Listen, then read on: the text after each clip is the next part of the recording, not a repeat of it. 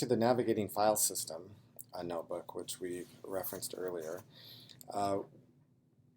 This notebook was developed for the summer school, which had a large class of between 40 and 50 students who were novices in working in a Unix environment.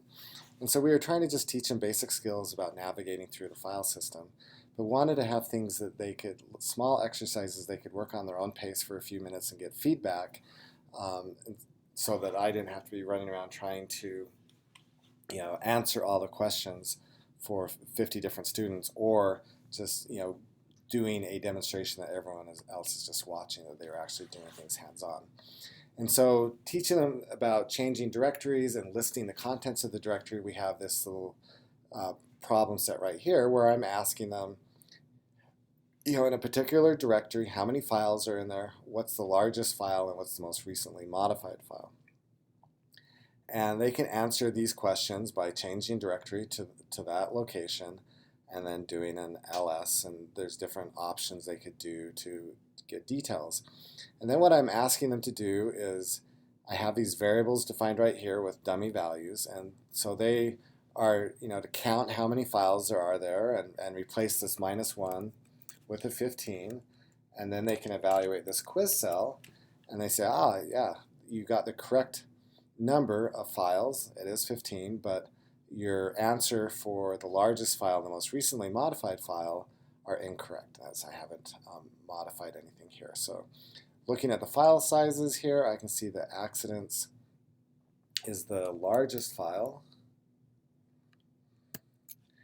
and my most recently modified file is baby names.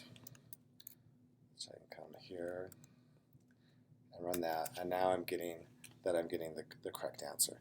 Now this is all done with just some simple Python behind the scenes that I'm not really hiding from the students. If they wanted to peek, they could.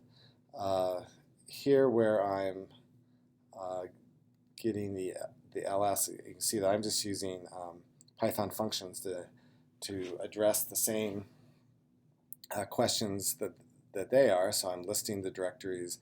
I'm using parameters to get the modification time, get the size, and then I'm just comparing the answer that they got to the answer that I got, and depending on whether this asserts that this turns out to be equal, they get a different error message.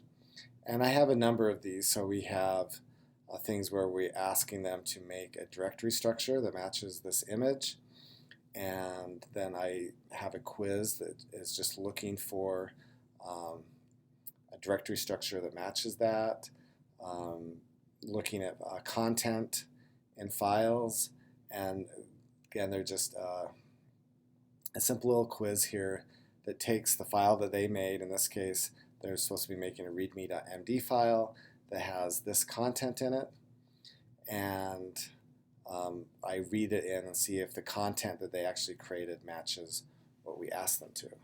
And I can add some syntax highlighting here.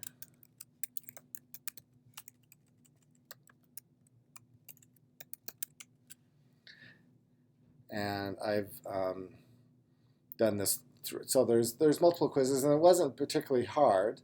They're very kind of simple questions that I was asking them to do, but it gave them an opportunity to interact with the notebook, get feedback from the notebook, and them to be able to work on these small problems at their own pace.